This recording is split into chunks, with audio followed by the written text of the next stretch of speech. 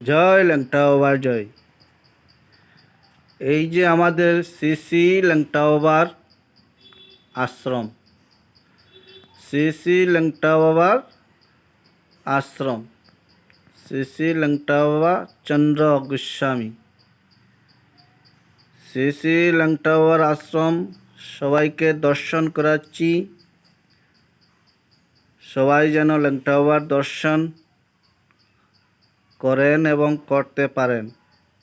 যদি বাবার কৃপা হয় তাই সবাই বাবার মন্দিরে এসে বাবার চরণ দুলে আনিবেন। হ্যাঁ, শ্রী শ্রী ল্যাংটা বাবার বাড়িটা বিশাল বড়, অনেক বড় আছে। আপনারাকে দেখতে আসবেন।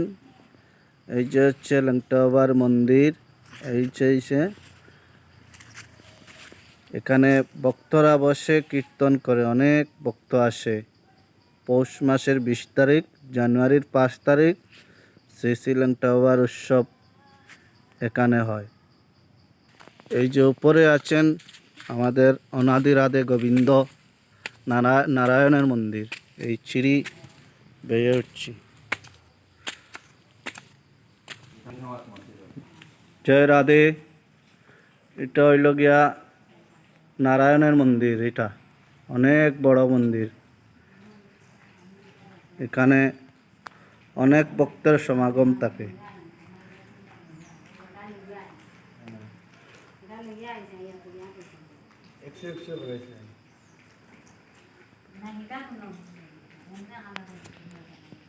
এখানে আমাদের নারায়ণ আছেন,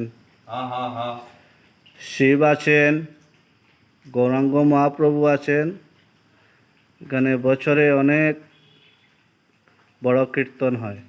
জানুয়ারির 5 তারিখ, পৌষ মাসের 20 তারিখ। এখন আমি যাচ্ছি আমাদের শিব বাবার দর্শন করতে। এখানে আমাদের শিব বাবার মন্দির অনেক পুরনো মন্দির। যদি আপনারা আসেন জানুয়ারির 5 তারিখ, পৌষ মাসের 20 তারিখ, তাই অনেক ভক্তের সমাগম দেখতে পাবেন। জাগ্রত মন্দির। এই দেখেন আমাদের শিব বাবার মন্দির।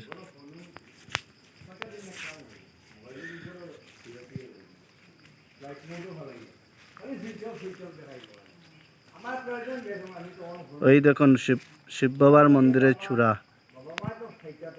অনেক সুন্দর মন্দির। সেখানে কত ভক্তরা আসে।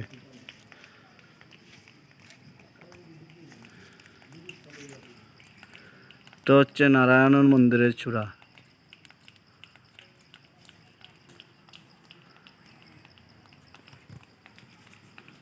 এদিকেও রাস্তা আছে, অনেক বড় মন্দির। প্রায় 15-20 কিয়ার হয়ে যাবে, আরো বেশি হবে। জয় রাধে। আমি আর কথা বলছি না, এখানে রাখছি। আপনারা আসবেন, বাবার দর্শন করে যাবেন। অনেক দূর দূরান্ত থেকে ভক্তরা আসে।